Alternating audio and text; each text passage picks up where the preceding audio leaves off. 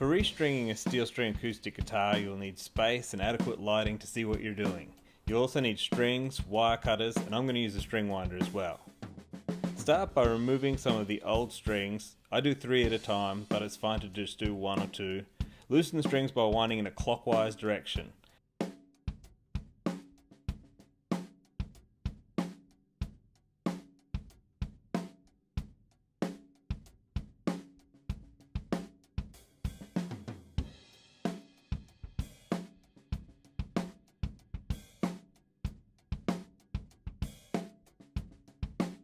Then cut the strings near the nut.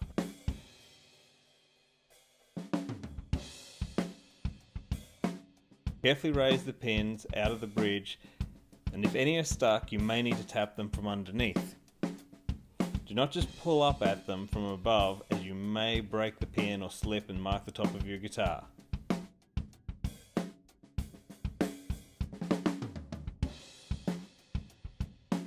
I use wire cutters to remove the remaining string from the machine heads as to avoid scratching my hands. Strings tend to be a little bit unpredictable as they leave the hole in the string post.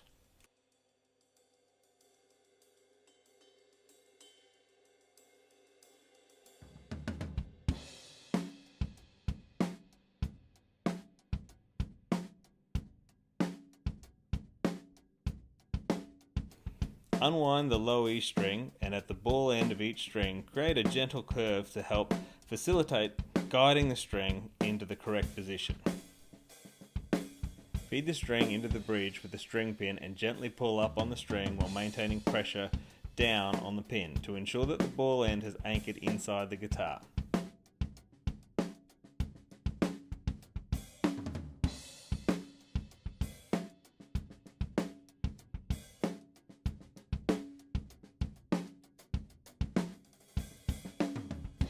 I like to create the curve on the end of the string in line with the way the string core is attached to the ball end. Make sure to align the shaft of the pin with the string facing in the direction it will lie over the saddle. Align the whole of the string post with a slot in the nut, then feed the string all the way through. To approximate the right amount of slack before winding the string on, push the string back roughly 3.5 centimeters, or just under 1.5 inches. The distance between string posts is often a good guide. Wind anti-clockwise while keeping tension on the string to create uniform wraps that work progressively downward. As you near pitch, allow the string to fall into the nut slot and listen to the string, or use a tuner to help you bring yourself up to the correct pitch. You do not need to be super accurate at this stage, as you will need to retune the guitar multiple times before it is actually settled in. The reason for having multiple wraps around the string post is that this improves the tuning stability and eliminates the risk of strings slipping off as we tune up.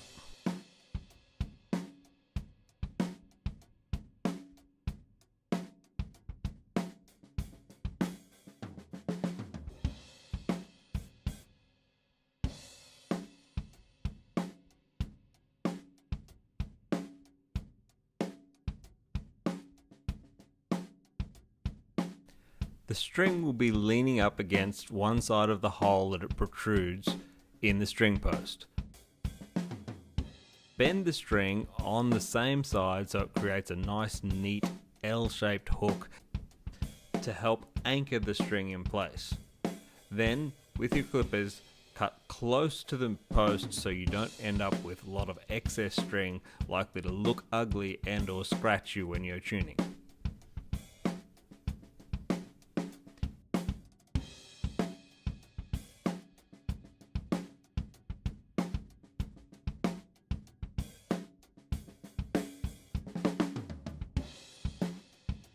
There are other methods for attaching the string to the string post, but this is my preferred method as I find it the most reliable in regards to tuning stability, and it's the easiest to remove quickly if the need arises.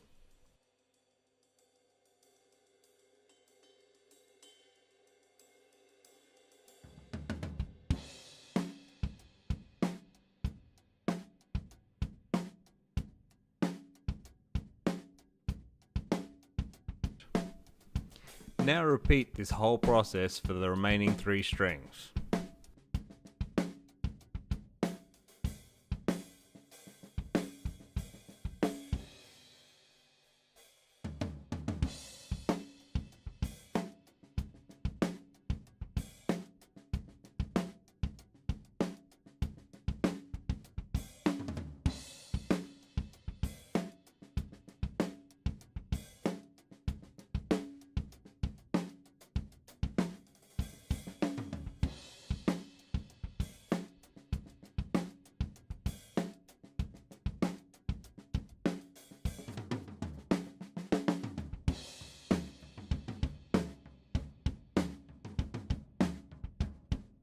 It is worth noting that I'm using the same brand and gauge string as what was already on the guitar.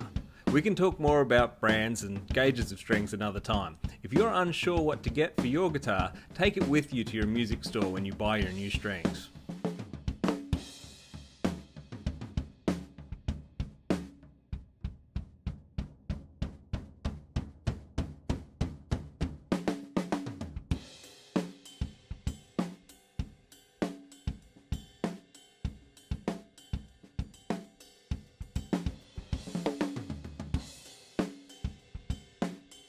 By the way, some guitars feature bridges that don't have pins. You simply feed the string through a little hole at the back of the bridge. This is relatively common in Takamine and Ovation branded guitars.